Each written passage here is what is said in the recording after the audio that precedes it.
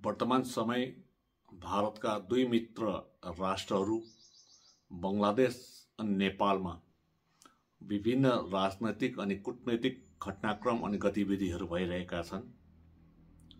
अनि यी राजनैतिक अनि कूटनैतिक घटनाक्रम अनि गतिविधिहरूले के कस्ता भारतलाई असर परिरहेका छन्, यस विषयहरूमा भारत सरकारले अवश्य नै आफ्नो राजनैतिक अनि कूटनैतिक रणनीति या आफ्नो निर्णय लिएर व्यवहारिक कार्यहरू पहलहरू गरिसकेका छन्।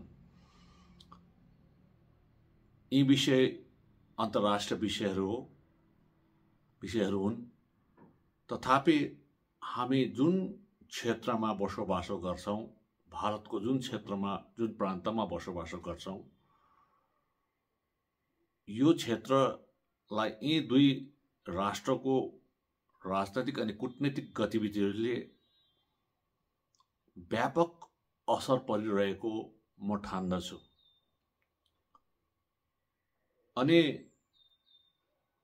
तपाईहरुलाई यो पनि म जनाउन चाहन्छु कि ब्रिटिश भारत सरकार रहँदा हाम्रा पूर्वजहरूले यी क्षेत्रहरूलाई लिएर अलग प्रशासनिक व्यवस्था हुनुपर्छ भन्ने माग गरेका थिए। अनि भारत स्वतन्त्र भए पश्चात भारतको संविधान लागू भए पश्चात भारतको संविधानको धारा 3 अन्तर्गत अनि भारतको संघीय प्रणाली अनुरूप अनि यसै ढाँचाभित्र यी क्षेत्रहरूलाई अलग राज्य गोर्खाल्यान्ड हुनुपर्छ भन्ने माग विभिन्न समयमा उठ्दै आए।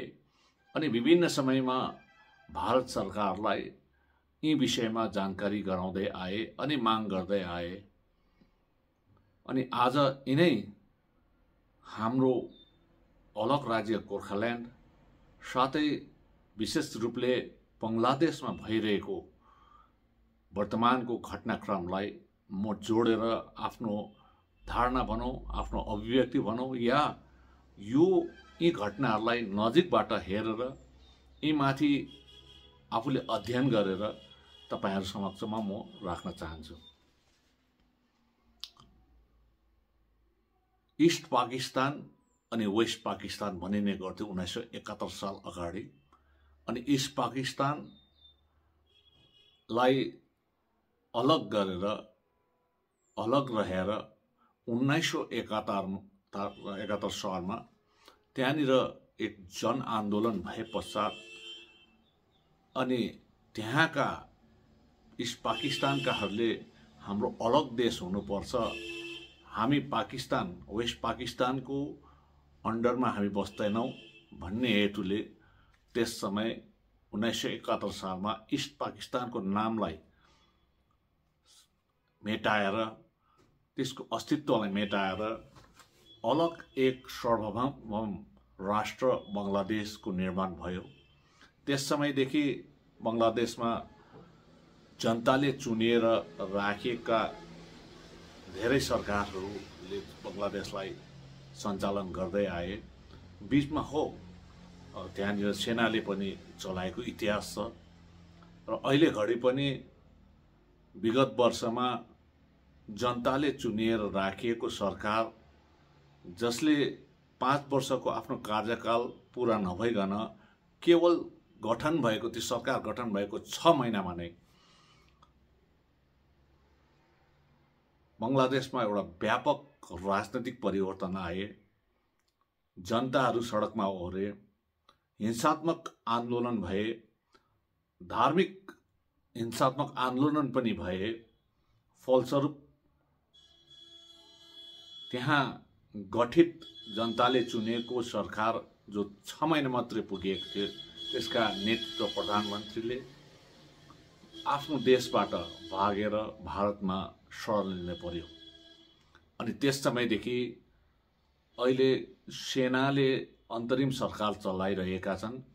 अनि सेनाको अन्तरिम सरकारको मुख्य सल्लाहकार भने मोहम्मद युनुस हुनुहुन्छ र उनै अहिले घडी बङ्गलादेशको यी गतिविधिहरूलाई हाम्रो माग गोर्खाल्यान्डसित जोडेर म केही कुराहरू राख्न चाहन्छु र सर्वप्रथम त म बङ्गलादेशमा भइरहेको गतिविधिलाई तपाईँहरूको अगाडि राख्न चाहन्छु।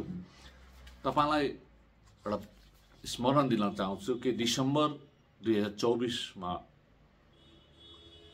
पाकिस्तानका प्रधानमन्त्री अनि बङ्गलादेशका अन्तरिम सरकारका मुख्य सल्लाहकार मोहम्मद युनिसको भेटवार्ता इजिप्टको काइरोमा भएको थियो। तत्पश्चात लगत्तै जनवरी 2025 यसै वर्ष 2025 आइएसआईका प्रमुख लेफ्टेनेन्ट जनरल असिम मलिक अनि उहाँको टोली बङ्गलादेशका भ्रमणमा आएका थिए। तत्पश्चात फेरि बङ्गलादेशको उच्च स्तरीय सेनाका डेलिगेसन भनौँ प्रतिनिधिमण्डल पाकिस्तान इस्लामाबादमा गएर पाकिस्तानका वरिष्ठ अनि उच्च स्तरीय सेना प्रमुखहरूलाई भेटेर 4 दिनको उहाँहरूको भ्रमणमा भेटेर बातचित गरे। यो घटनाक्रम छ र भर्खरै मात्र पनि मार्च महिनामा मोहम्मद युनिसलाई चाइनाको बेजिङमा चाइनाको प्रधानमन्त्रीले उहाँलाई निमन्त्रणा दिएपछि मोहम्मद युनिस चाइना गए। अब यिनै पाकिस्तान अनि चाइनाको गतिविधि या इन्टरफेरेन्स बङ्गलादेशमा अनि प्रेजेन्सले गर्दा अहिले घडी हाम्रो यो क्षेत्र अति संवेदनशील अनि सुरक्षाको दृष्टिकोणमा अति गम्भीर भएर जाँदैछ। अनि अस्ति एउटा अन्तर्राष्ट्रिय मिडिया च्यानलमा हाम्रो क्षेत्रलाई लिएर अनि बङ्गलादेशमा भइरहेको अहिलेको गतिविधिलाई लिएर एउटा टपिक थियो, ब्याटल फर सिलगढी करिडर। त्यो ब्याटल फर सिलगढी करिडरमा धेरै नै यस्ता विशेषज्ञहरू, राजनैतिक विशेषज्ञ, कूटनीतिक विशेषज्ञ, अन्तर्राष्ट्रिय मामिलाका जानकारहरू अनि भारतको अन्तर्राष्ट्रिय मामलाका विशेषज्ञहरूले भाग लिएका थिए। अनि टपिकै ब्याटल फर सिलगढी करिडर राखिएको थियो र तपाईँहरूलाई यिनै विषयलाई लिएर म आइरहेको छु र विशेष तपाईँहरूलाई जानकारी दिन चाहन्छु कि बङ्गलादेशसित हाम्रो सीमा, भारतको सीमा 4097 किलोमिटर छ। अनि यो 4097 किलोमिटर बङ्गलादेशसित रहेको भूमिको सीमा रहेकोले गर्दाखेरि मोहम्मद युनिसले अस्ति एउटा आधिकारिक बयान बेजिङमा पनि दिए अनि फर्केर आएर ढाकामा पनि दिए। त्यो बयान केवल पत्रकारलाई मात्र होइन, बेजिङमा त्यहाँका विशिष्ट उपस्थितिलाई दिए भने ढाकामा पनि यस्ता विशिष्ट उपस्थिति माझमा यो बयान आएको थियो। अनि यो बयानलाई लिएर भारत धेरै चिन्तित भएका थिए अनि यो विषयमा धेरै डिबेट पनि भएको थियो। सो बयान के थियो भने भारतको 7 सिस्टर्स 7वटा राज्यहरू यस्ता छन् जो ल्यान्डलक छ अनि we are the guardian of ocean, हामी समुद्रको अभिभावक हौँ, यो 7वटा भारतको उत्तर पूर्वी राज्यहरूको भनेर बयान दिएका थिए। यो बयान अति गम्भीर थियो अनि यही बयानसित सिलगढी करिडरलाई पनि जोडिदिएको थियो। र आज तपाईलाई मैले भनिहालेँ 4097 किलोमिटर बङ्गलादेशसितको हाम्रो सीमा छ। त्यसमा 2217 किलोमिटर हाम्रो पश्चिम बङ्गालमा रहदछ। कतिवटा जग्गामा भारतको सुरक्षा व्यवस्था कडा गर्नुपर्ने अवस्था देखिरहेका छौँ। तपाईहरुलाई म एउटा कुन कति किलोमिटर कुन राज्यमा पर्दैछ त्यो तपाईहरुलाई पहिला जनाउन चाहन्छु। त्यो के भने मैले भनिहालेँ कि 2217 किलोमिटर 2217 किलोमिटर वेस्ट बेंगलमा पर्छ भने त्रिपुरामा 856 किलोमिटर बंगलादेशसँग जोडिएको छ भने मेघालयको 443 किलोमिटर 318 किलोमिटर मिजोरामको र आसामको 265 किलोमिटर यो प्रकारले जोडिएको छ। र आज मैले डाक्टर महेन्द्र पी लामा सरको मैले अस्ति उहाँको भनाइ हेर्दै थिएँ। उहाँको काहीँनिर निमन्त्रणा दिएको रहेछ। त्यसमा उहाँले भन्नुहुँदै थियो कि मेघालयमा यस्तो खालको के अरे सिमानाहरू पनि छ बंगलादेशसँग या म्यानमारसँग एकैसँग भनेर राखेको थिएँ। त्यसमै म के भन्न चाहन्छु भने यो पश्चिम बंगालको 2217 किलोमिटर्समा अहिले वर्तमानमा पनि 963 किलोमिटर भने कुनै प्रकारको फेन्सिङ लगाएको छैन, ओपन राखिएको छ। त्यहाँबाट ससाना समुद्रहरू नदीहरू पनि छन्, यिनीहरूलाई सबै खुला राखिएको छ। 2217 किलोमिटर जो पश्चिम बंगालमा पर्दैछ, म पश्चिम बंगालको मात्रै कुरा राखौँ, त्यसमा 963 किलोमिटर भने न फेन्सिङै छैन, त्यहाँनिर कुनै प्रकारको अन्तर्राष्ट्रिय बोर्डरको त्यहाँ मापदण्ड राखिएको छैन, भनेपछि खुला ओपन बोर्डर राखिएको छ। यो पनि तपाईहरुलाई जानकारी दिन चाहन्छु। र विशेष के छ भने आईएसआई को गतिविधि होस् या पाकिस्तानको जे होस् त्यहाँ भइरहे तापनि हालमा चाइनाले जुन प्रकारको फर्टाइल जमिन आफ्नो प्रभुत्व जमाउनको निम्ति फर्टाइल जग्गा चाहिँ बंगलादेशलाई पाएको हामीले देखिरहेका छौं। अनि जहाँनिर चाइनाले भने यसलाई आफ्नो बसमा लिनको निम्ति तपाईलाई स्मरण गराउन चाहन्छु। उनीहरूको त्यो फरेन एड दिने जुन स्किम बीआरआई हुन्छ, त्यो बीआरआई बाट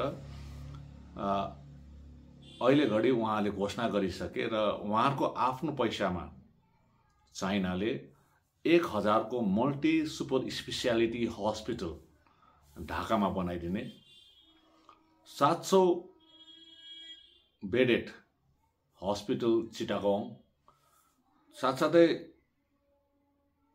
यहाँ बंगलादेशको र भारतको बोर्डर नजिक अझै रोबोटिक फिजियोथेरापी सेन्टर, साथसाथै रिहेबिलिटेसन राख्ने। अनि चाइनाले बंगलादेशको सीमावर्ती क्षेत्रको सम्पूर्ण बाटोघाटो बनाइदिने आदि कुराहरू आए। अनि यस सँगसँगै चाइनाले बंगलादेशको जमिनमा आफ्नो एयरबेस राख्ने आए कुरा उहाँले जनाइसकेका छ। त्यो चाइनाबाट जनाइसकेको छ अनि त्यसलाई बंगलादेशले पनि अनुमति दिइसकेका छन्। अब भारत सरकारले यस विषयमा के कस्तो पहल चाल्ने हो हामीले हेर्नु छ। तथापि लालमनिरहाट भन्ने जग्गा जो जलपाइगुडी र कुचबिहारको नजिक पनि पर्दछ, साथसाथै सिलगढी करिडोरबाट केवल 25 किलोमिटर भित्र मात्र बंगलादेशमा यो लालमनिरहाट छन्, जहाँनिर चाइनाले अब एयरबेस बनाइदिँदैछ। यसोस्ले गर्दाखेरि हाम्रो देश भारतको सुरक्षा अनि अखण्डतामाथि धेरै ठूलो वज्रघात भइरहेको छ। अनि यसै पनि चाइना अनि ताइवानको माझमा द्वन्द्व चलिरहेको समय चाइनालाई समुद्री तटमा आफ्नो बन्दरगाहहरू चाहिन्छ अनि आफ्नो सैन्य बल पनि इन्डियन ओसनमा राख्न चाहन्छ, त्यो चाहिरहेका छन्। र यो समुद्री तटहरूमा आफ्नो बन्दरगाह चलाउन या आफ्नो सैन्य शक्ति बढाउनको निम्ति अहिले घडी बंगलादेशलाई उनीहरूले फर्टाइल जग्गा पाएकोले गर्दाखेरि यसलाई प्रयोग गरिरहेको देखिरहेका छौं। लालमोहनीरहाट मैले भनिहालेँ सिलगढी करिडर, जो सिलगढी करिडरको स्ट्रेच केवल 22 किलोमिटरको मात्र छ, जसलाई चिकन नेक पनि भनिन्छ, हामी भन्ने पनि गर्छौँ। अनि लालमोहनीरहाट यो सिलगढी करिडरदेखि केवल 25 किलोमिटर भित्रमा जो बङ्गलादेशमा छ, अनि जलपाइगुडी र कुचबिहारको क्षेत्रको पनि नजिक छ, त्यहाँनिर एयरबस पनि हिँड्दैछ। अब यसले भारतको आन्तरिक साथसाथै बाहिर सुरक्षामाथि पनि यसले ठुलो एउटा प्रश्न चिन्ह खडा गरिदिएको छ। अब सिलगढी करिडर अनि यो जुन चिकन नेकको कुरा हो, हामीले हाम्रो माग अलग राज्य गोर्खाल्यान्ड बेशक हाम्रो चिनारी र अस्तित्वको निम्ति हो, हामी हाम्रो भाषाको आधारमा, हाम्रो संस्कृतिको आधारमा, हाम्रो परम्पराको आधारमा हामी अलग छौँ, भारतको अन्य समुदाय या सम्प्रदायदेखि अलग छौँ। साथै यी क्षेत्रहरू विगतको ऐतिहासिक पृष्ठभूमिलाई हेऱ्यौँ भने धेरैवटा यस्ता सन्धिहरूबाट हामी आएका छौँ, अनि यी कुराहरूलाई सम्पूर्णलाई जनाएर विभिन्न समयमा आन्दोलन गर्दै यहाँका नेतृत्वहरूले भारत सरकारलाई जनाइसकेका छन्। तथापि एउटा यो कुरो पनि विगतमा पनि जनाइएको थियो, अनि अहिले घडी पनि यो कुरालाई जनाइरहेका छौँ कि केवल हाम्रो अस्तित्व र चिनारीको मात्रै प्रश्न होइन, तर देशको सुरक्षा र अखण्डतालाई ध्यानमा राखेर यो क्षेत्रलाई भारतको सङ्घीय प्रणालीमा अलग राज्य गठन गर्नुपर्छ भन्ने माग हो। यो भारतको सेक्युरिटी र सोभर्निटीको लागि पनि यसले ठुलो एउटा सुरक्षाको एउटा वाल, एउटा तपाईको यसलाई डिफेन्सको वाल सम्झे पनि हुन्छ। नेचुरल डिफेन्स त भनिँदैन, तर भए पनि गर्नु सक्छ भन्ने कुरो आदि पनि जनाइरहेको छौँ। अनि भारतको पार्लियामेन्टमा पनि, संसदमा पनि यो चिकन नेक र सिलगढी करिडर बारे धेरैपल्ट उठान भइसकेको छ। र अब अहिले घडी चिकन करिडर र चिकन नेक र सिलगढी करिडरलाई लिएर अघि नै मैले भने अस्ति एउटा कार्यक्रम थियो कि ब्याटल फर सिलगढी करिडर, अनि यो विषय लिएर अब भारत सरकारले सोच्ने समय आएको छ। अनि भारत सरकारले देशको सुरक्षा र अखण्डतालाई लिएर अहिले घडी वर्तमानमा बङ्गलादेश र नेपालमा भइरहेको गतिविधिलाई ध्यानमा राख्दै अब समय आएको छ कि यो क्षेत्रलाई लिएर, दार्जिलिङ पहाड तराई र डुवर्स अनि सिलगढी आदि क्षेत्रलाई लिएर भारत सरकारले आफ्नो राजनैतिक अनि कूटनैतिक निर्णय लिने समय आएको छ। आज हामी भारतको सुरक्षाको निम्ति पनि भारत सरकारलाई यो भन्न चाहन्छौँ कि यी क्षेत्रलाई लिएर यहाँका जनताको एस्पिरेसनलाई फुलफिल गर्दै जुन माग गरिएको छ त्यो मागलाई न्यायोचित पहल गर्दै देशको सुरक्षा र अखण्डतामाथि आफ्नो अहम निर्णय लिइदिनुहोस् भन्ने हामी अनुरोध गर्न चाहन्छौँ। अनि म वर्तमानमा पहाडका तराईका डुवर्सका जे जति पनि नेतृत्वहरू छन्, सोसल एक्टिभिस्टहरू छन्, अनि पहाड तराई र डुवर्सको निम्ति र जातिको निम्ति, यहाँको विभिन्न सम्प्रदायको निम्ति केही गर्छु भन्ने मैदानमा ओर्लेका छन्। तपाईहरुले एकअर्कामा अहिले हिलो छपाई गर्ने काम नगर्नुहोस्। अब झण्डा थपाउने र झण्डा फ्याँक्ने काम पनि नगर्नुहोस्। सत्ताको राजनीति नगर्नुहोस्। अहिले सत्ताको राजनीतिलाई केन्द्रित गरेर आफ्नो वर्चस्व बढाउने काम छैन। अहिले समय आएको छ, फलाम तातियो। अब हिर्काउने समय आएको छ। एकअर्कालाई मिडियामा गाली गरेर, एकअर्कालाई मिडियामा होचाएर, अनि हामी भित्र मात्रै सीमितमा सेमिनार र सिम्पोजियम गरेर चाहिँ अब केही हुनेवाला छैन। सबैले बुझिसकेका छन् समस्याहरू। तर समाधान कसरी गर्नुपर्ने त्यतापट्टि तपाईँहरूले ज्यादा ध्यान दिने म यही भिडियो वार्ता मार्फत भन्न चाहन्छु। म समस्त राजनीतिक नेतृत्वहरूलाई, यहाँका राजनीतिक नेतृत्वहरूलाई, राजनीतिक दलहरूलाई, बुद्धिजीवीहरूलाई, सोसल एक्टिभिस्टहरूलाई, विभिन्न सङ्घ संस्थाहरूलाई, भारतीय गोर्खाका सङ्घ संस्थाहरूलाई, नेतृत्वहरूलाई म भन्न चाहन्छु, अहिले घडी जुन प्रकारको हामीभन्दा 100 किलोमिटरको दायरामा जुन प्रकारले अन्तर्राष्ट्रिय गतिविधि भइरहेको छ, यो देशको निम्ति अति नै, देशको सुरक्षाको निम्ति अति नै शोचनीय विषय भइरहेको छ भने आज हामी भारतीय नागरिक भएकोले गर्दाखेरि यस समय सबै हामी एक भएर भारत सरकारलाई यही भन्नुपर्छ कि हाम्रो यो जुन प्रकारको माग छ, यो मागले मात्र भोलिको दिनमा एउटा डिफेन्सको प्रोटेक्सन, भारतको सुरक्षाको निम्ति एउटा सुरक्षाको देवल बनेर जान्छ यो। र यो माग सँगसँगै जुन विगतमा पनि हामीले यही कुरा गरेका थियौँ, सिलगढी करिडोर र चिकन नेकको बारेमा यो कुरा उठान गरेका थियौँ। र यसोस्ले गर्दाखेरि तपाईँहरू सबैले अब मिडियामा झन्डा थाप्दै गरेको, कसैलाई दिँदै गरेको, कसैलाई खदा लगाइरहेको, कुनै के भएन भनेर गाली गर्दै गरेको, फल्नाले यस्तो गरेर ढिस्काले यस्तो गरेर त भन्ने कुरोमा चाहिँ भित्र त्यो गुन्द्रुके झगडा चाहिँ नगर्नु। अब अहिले घडी कसैको चिन्ता छैन त्यहाँनिर कि के घटना घटिरहेको छ। तपाईँले नेसनल इन्टरनेसनल डिबेटहरू हेर्नुहोस्, Siliguri corridor, Darjeeling hills including Sikkim र नर्थ इस्ट लिएर ठुलो बहस भइरहेको छ। धेरैवटा अन्तर्राष्ट्रिय मञ्चमा पनि बहस हुँदैछ, अन्तर्राष्ट्रिय मिडियाहरूमा पनि बहस हुँदैछ, अनि राष्ट्रिय मिडियाहरूमा गएर त्यति बेला चाहिँ हामी यहाँ चुप छौँ। बाहिरबाट तातिसक्यो कुरो, तर हामी भने यहाँनिर सेलाइरहेका छौँ।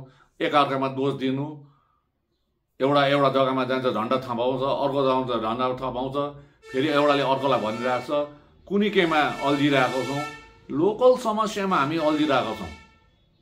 अनि अहिले घडी भने लोकल समस्यामा अल्झिने काम होइन। अहिले ती लोकल समस्यालाई समाधान गर्नुहुन्छ भने अहिले यो वर्तमानमा जुन प्रकारको ठुलो एउटा समस्या आइरहेको छ, त्यो समस्यामाथि तपाईँहरूले ध्यान दिएर चाहिँ हामी सबैले काम गरेको चाहिँ अति उत्तम हुन्छ। यो त्यसै कारणले गर्दाखेरि मैले यो तपाईँहरूको अगाडि राखेँ। हेर्नुहोस्, म सिक्किमलाई म भन्न चाहन्छु, किनभने अस्ति मैले एउटा वार्तामा मैले कुरा राख्दाखेरि मेरो डिस्कसनमा मैले अङ्ग्रेजीमा भनेको थिएँ। त्यो कुरो के भन्दाखेरि चाहिँ तपाईँहरूलाई यो अहिले जुन गोर्खाल्यान्ड सम्बन्धी कुरामा चाहिँ मैले के भनेको थिएँ भने त्यो मैले लेखेर राखेको थिएँ, त्यो म अङ्ग्रेजीमा दोहोऱ्याउन पनि चाहन्छु। त्यो प्रश्न के थियो भन्दा, will political complacency in the hills cost India strategic ground भनेर प्रश्न गरेको थियो। त्यसमा मेरो उत्तर चाहिँ हो, if the political aspiration of the Gorkha population living in Darjeeling Hills, Silguri, Tarai and Duars are consistently ignored, disillusionment could foster. These communities, though fiercely loyal to India because we are Indian citizens and we are Indians, are susceptible to disinformation and neglect. बुझ्नुहोस् है।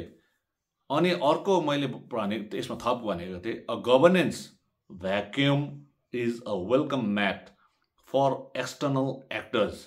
External actors भनेको पाकिस्तान, बङ्गलादेश र China. The lack of resolution on Gorkhaland, poor infrastructure, investment, lack of investment, and limited employment opportunity must be addressed not as local or regional issues, but as national strategic imperatives. यो मैले answer दिएको थिएँ अङ्ग्रेजीमा।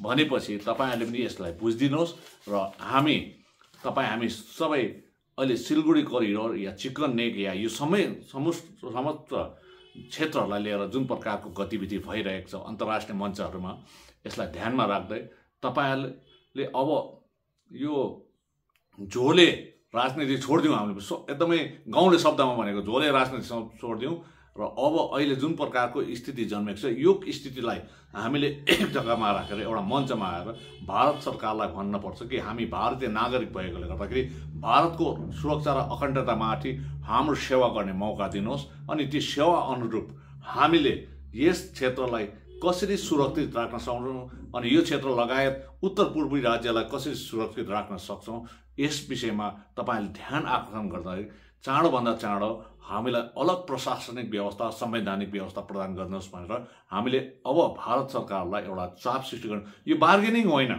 भारत सरकारसित bargaining गरेको होइन तर यथार्थ रूपमा हामीले जनाउनु आवश्यक छ र यो तपाईहरुलाई मैले आज छोटोमा राखे यसको धेरै लामो छ 2 घण्टा 3 घण्टा लाग्छ मैले यसमा विषयमा सम्पूर्ण कुरो जानकारी दिनका निम्ति या यसलाई पेपर बनाउनु पर्यो भने कमसेकम एउटा सानो एउटा कम्पाइल गरेको उयो नै हुन्छ होला र भोलिको दिनमा यो हामी काम गरौँ र आज नै यस विषयमा सोचिदिने म फेरि पनि म पुनः यहाँका सम्पूर्ण राजनीतिक दललाई सम्पूर्ण राजनीतिक नेतृत्वलाई अग्रज बुद्धिजीवीहरूलाई सोशल एक्टिभिस्टहरूलाई सम्पूर्ण सङ्घ संस्थाहरूलाई म अनुरोध गर्न चाहन्छु।